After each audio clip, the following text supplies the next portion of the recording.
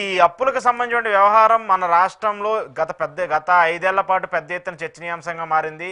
Jaganmohan Reddy Sri Lankan చేశాడు, విధ్వంసం చేశారని మనం 5 ఏళ్ల పాటు పాలన చూస్తూ వచ్చాము.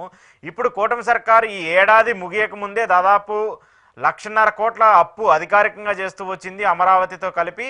అలాగే ఇంకొక 68,000 కోట్ల రూపాయల అప్పు కోసం కేంద్ర మంత్రి దగ్గరికి, కేంద్రానికి దగ్గరికి పయ్యావుల కేశవ్ గారు వెళ్ళారు. ఏం చెప్తారు దీనికి సంబంధించి?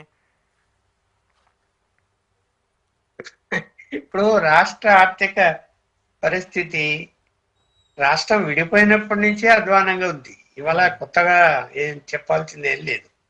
అనుకుంటే అంతకుముందు మన రాష్ట్రం విడిపోయిన తర్వాత వచ్చినటువంటి అప్పటి తెలుగుదేశం బీజేపీ ప్రభుత్వం కూడా అప్పులు చేసిందే, లేదంటే అప్పులు చేసింది. సరే, ఇక్కడ రాష్ట్రం విడగొట్టడం ఒక పెద్ద తప్పు జరిగిపోయింది. రెవెన్యూ లేని పరిస్థితి వచ్చింది. ఇప్పుడు మనం చూసాం కదా, హైదరాబాద్ లో మొత్తం రెవెన్యూలో 60% రెవెన్యూ ఒక్క హైదరాబాద్ నగరంలోనే వచ్చేది. అలాంటి నగరం మనకు ఆంధ్రప్రదేశ్ లో లేదు.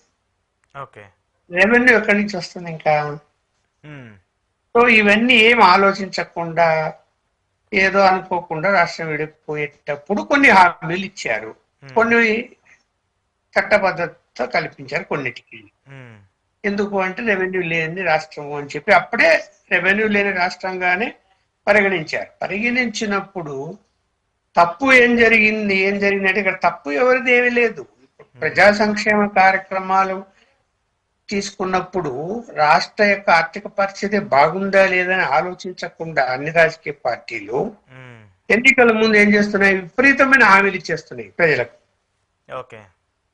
వచ్చిన తర్వాత అమలు చేయాలంటే ఆర్థిక పరిస్థితి ఎక్కడుంది? అంత ఈజీగా 6 నెలల పరిపాలనకో సంవత్సరం పరిపాలనకి ఆర్థిక పరిస్థితి మెరుగుపడుతుందా? అసెట్స్ క్రియేట్స్ అవుతాయా? లాభాలు వస్తాయా? లేకపోతే ట్యాక్సులు పెరుగుతాయా? ఏం జరుగుతుంది?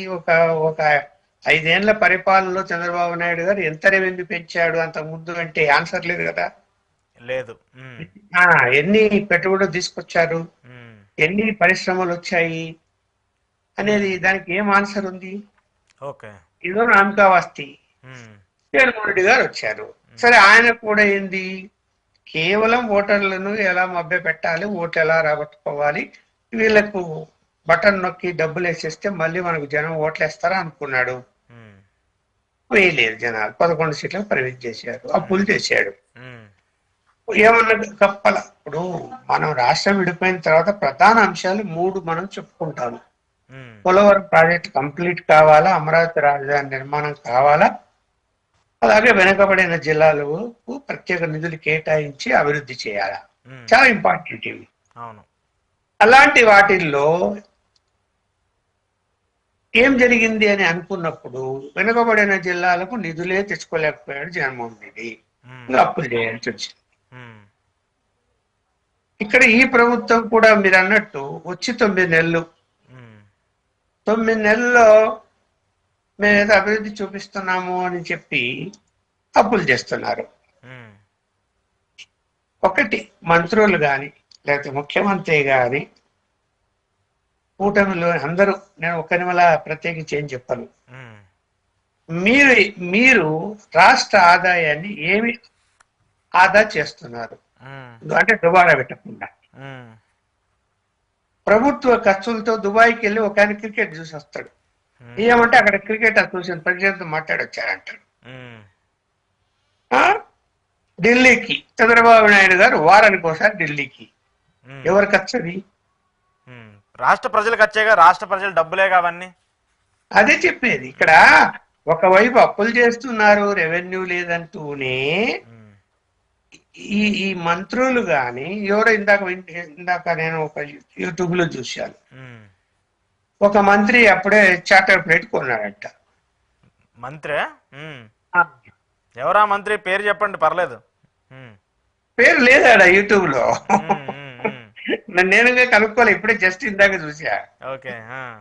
అంటే ఇక్కడ ఒకవైపు రాష్ట్రం అప్పుల పాలు అయిందని మీరు జగన్మోహన్ రెడ్డి టైంలో ఆరోపణ చేసి దీన్ని శ్మశానం చేసేసాడు, నాశనం చేశాడు అని చెప్పిన వాళ్ళు మీరు ఇప్పుడు అధికారంలోకి వచ్చిన తర్వాత మీరు అప్పులు ఇంకా రెట్టింపు చేస్తూ, ఓకే రాష్ట్ర అభివృద్ధి కోసం మీరు అప్పులు చేస్తారంటే క్వశ్చన్ చేయడానికి వీల్లేదు, చెయ్యండి. ఏం అభివృద్ధికి ఇంతవరకు 9 నెలల కాలంలో మీరు పాటుపడ్డారు? రాష్ట్ర రెవెన్యూ ఏ మేరకు పెరుగుతున్నది, అలాగే దుబారా ఖర్చులు ఎన్ని తగ్గించారు అనేది చెప్పగలుగుతారా? చెప్పట్లేదుగా. ప్రభుత్వానికి సంబంధించి ఇప్పుడు బడ్జెట్లోనేమో లెక్కలు చాలా ఎక్కువ చూపిస్తున్నారు. మీరు ఇందాక చెప్పారు స్టార్టింగ్లో ఇంట్రడ్యూస్ చేస్తూ తెలంగాణకి సంబంధించి 60% రెవెన్యూ ఒక హైదరాబాద్ నుంచే వస్తుంది. అలాంటి తెలంగాణ రాష్ట్రానికి సంబంధించినటువంటి బడ్జెట్ కూడా 3 లక్షల చిల్లర.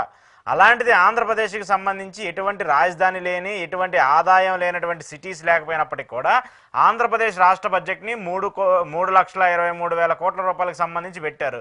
ఏ ధైర్యంతో పెట్టగలిగారు? నిజంగా అంత సంపదని సృష్టించే అవకాశం ఉంటుందా?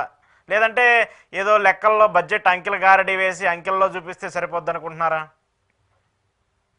ఇప్పుడు ప్రభుత్వం ఏం చేస్తున్నది అంటే, ఏ ప్రభుత్వం వచ్చినా కూడా అంకెల గారడి మాత్రం చేస్తారు. ఎందుకు? ప్రజా వ్యతిరేకత రాకుండా ఉండడానికి.